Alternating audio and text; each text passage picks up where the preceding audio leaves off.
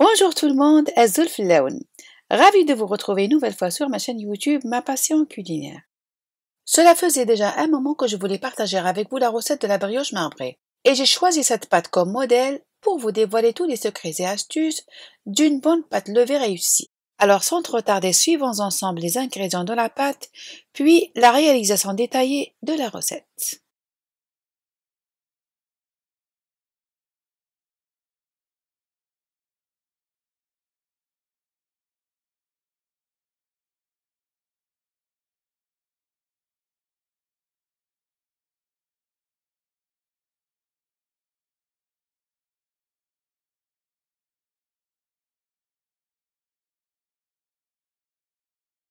La première chose avec laquelle je démarre la réalisation de la pâte, c'est de préparer un petit levain. Et là, j'attire votre attention sur la quantité de levure qui est de 3 grammes seulement, l'équivalent d'une cuillère à café rase pour 500 grammes de farine. Alors dans le bol à pétrin, je mets une cuillère à café rase de levure déshydratée et une cuillère à café bombée de sucre. Je rajoute ensuite 4 à 5 cuillères à soupe de farine et enfin le lait tiède. Je mélange tous les ingrédients de façon à obtenir une pâte homogène qui ressemble à la pâte à crêpes. Je couvre d'un film alimentaire et je laisse lever pendant une durée de 15 minutes environ. Et en période hivernale, mettre à côté d'une source de chaleur afin d'accélérer la pousse. À présent que mon levain a bien gonflé, j'intègre ensuite la farine, le sucre, la vanille, le sel et les œufs.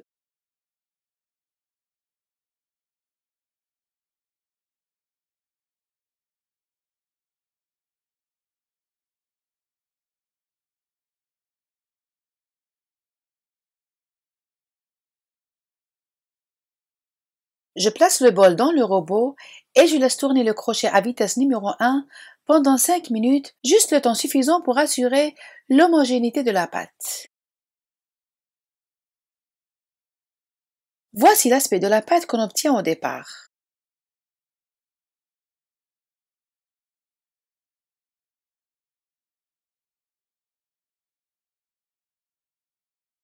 Je mets à présent mon robot sur la vitesse minimale et je rajoute le beurre mou par petites quantités. C'est-à-dire qu'à chaque fois que la pâte absorbe un morceau, j'en rajoute un autre et ceci jusqu'à épuisement du beurre.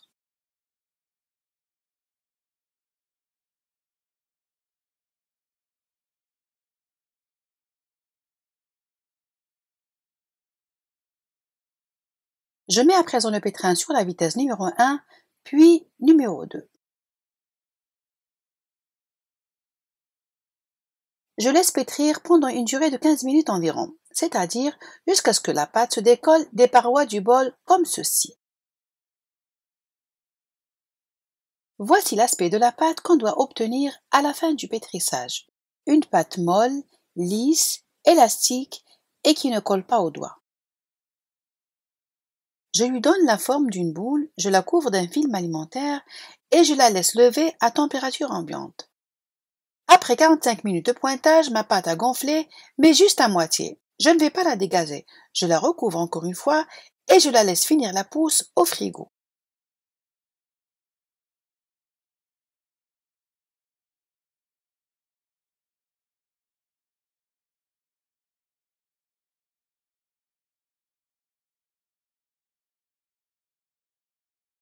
Passons à présent à la préparation de la pâte à cacao qui va accompagner la pâte à brioche.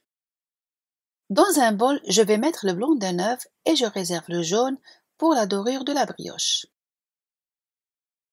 Je rajoute au blanc d'œuf le sucre, la farine et je mélange jusqu'à obtenir un liquide crémeux.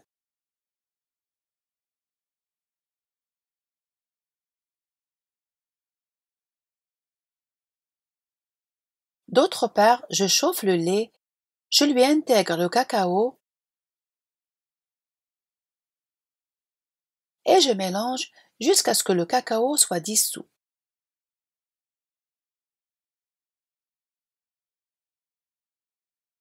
Puis je rajoute le liquide crémeux au cacao et je mets ma casserole sur un feu doux.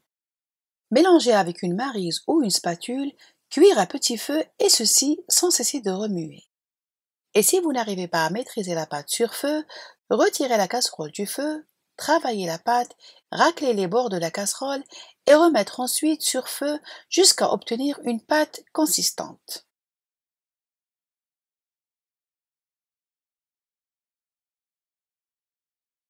Hors du feu, rajoutez le beurre mou et mélangez jusqu'à obtenir une pâte lisse et homogène.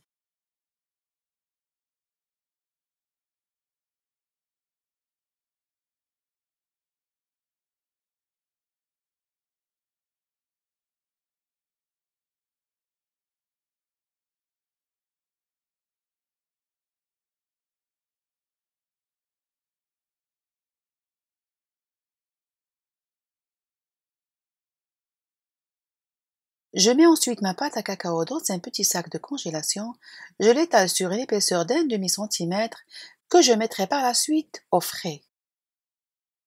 Avant d'entamer la réalisation de la brioche marbrée, je chemise mon moule à cake avec du papier sulfurisé.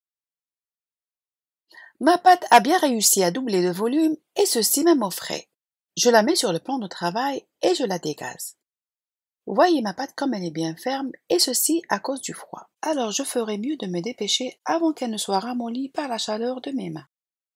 Cette quantité de pâte est trop grande par rapport à mon moule à cake. Alors je vais couper l'équivalent de 3 mini brioches que je façonnerai ultérieurement. Alors je vous laisse suivre le tourage que je vais donner à ma pâte à brioche et je continuerai à vous donner un petit résumé sur les secrets de la réussite de cette brioche. Pour 500 g de farine, j'ai mis 3 g seulement de levure déshydratée. Est-ce vraiment suffisant? Oui, c'est largement suffisant. La levure en général, qu'elle soit sèche, fraîche ou liquide, finit toujours par lever, même si la quantité est très minime. Au début, comme vous l'avez constaté, j'ai mis une cuillère à café de sucre à ma levure que j'ai délayée par la suite dans du lait tiède et quelques cuillères de farine.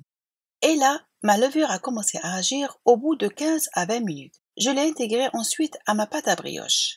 À partir de cette étape, ma levure pourra réussir à lever jusqu'à 1 kg de farine du moment qu'elle a déjà agi une première fois. Cette longue fermentation au frais, c'est le temps nécessaire pour permettre à toutes les saveurs de se diffuser et nous donner une brioche à un goût exceptionnel. Et nous donnera aussi, je tiens à souligner ce point très important, nous donnera une brioche sans odeur désagréable de la levure. Je reviens à présent pour finir la brioche marbrée. J'étale ma pâte en forme rectangulaire, je mets au milieu la pâte chocolatée et je fais un tourage comme pour la pâte feuilletée. Je vous laisse alors suivre sans commentaire.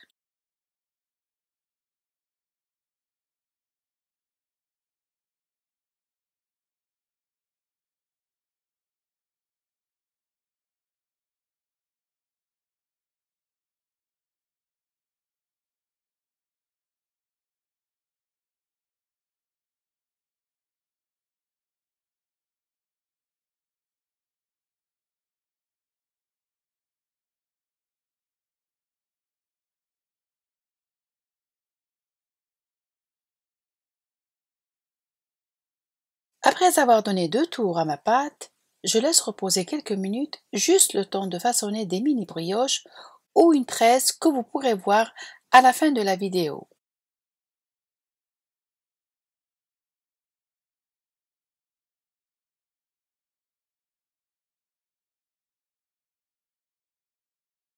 Et enfin, j'étale une dernière fois ma pâte sur une épaisseur d'1 centimètre. Et là, vous allez voir apparaître la couleur de la pâte au chocolat. Ceci peut nous servir d'indice que la pâte a bien eu 2 tours.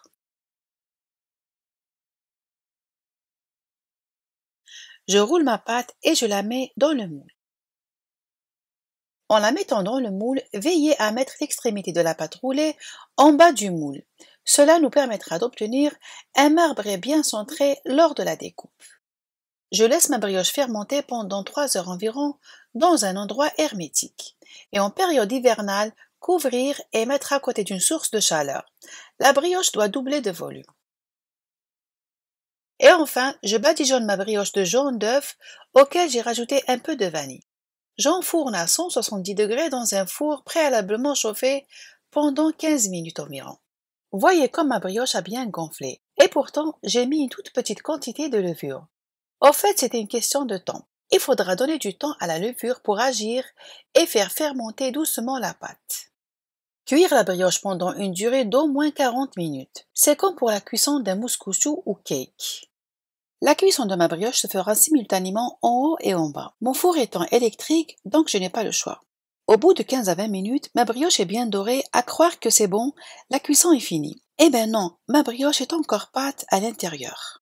Les mini brioches étant cuites et bien dorées, je les ai sorties du four. Mais la grande brioche, je l'ai remise au four en la couvrant d'un papier aluminium pour permettre à ma brioche de cuire de l'intérieur sans brûler la partie exposée à la chaleur. Et pour ceux et celles qui possèdent un four traditionnel, il suffit de faire la cuisson en 2 étapes. Cuire en bas jusqu'à la dorure des bordures, puis en haut jusqu'à la dorure totale. Après une cuisson parfaite de ma brioche, je la conserve jusqu'au lendemain pour vous montrer le résultat, et ceci pour vous convaincre de la réussite totale de ma brioche. Je couvre la surface de la brioche d'une fine couche de miel afin que le sucre glace adhère facilement. Et en cas de coulure de miel, n'hésitez pas à utiliser le papier absorbant. Vous pouvez aussi compenser le manque de sucre en la dégustant en tartine avec la confiture de votre choix.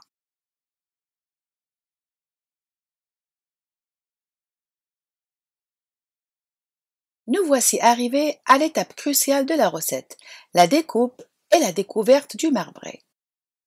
Les critères pour lesquels je valide la réussite de ma brioche sont les suivants. La dorure de la brioche, bien sûr, légère comme du coton en bouche, mais le critère qui m'est le plus important, c'est l'odeur de ma brioche. Il n'y a pas l'ombre d'odeur de levure, et pourtant, je l'ai coupée le lendemain de sa cuisson. Et ma brioche est restée bonne et légère pendant 4 jours.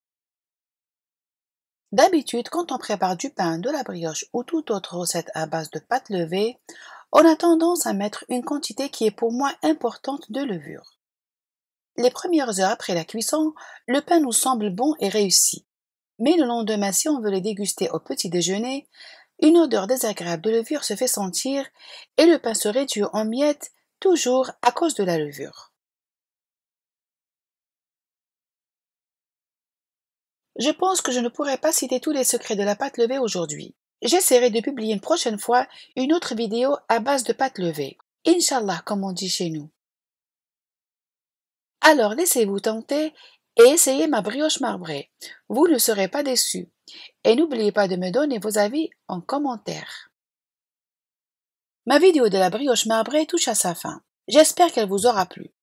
Et comme je dis toujours, si vous avez aimé, n'oubliez pas de liker et partager. À bientôt pour une nouvelle recette.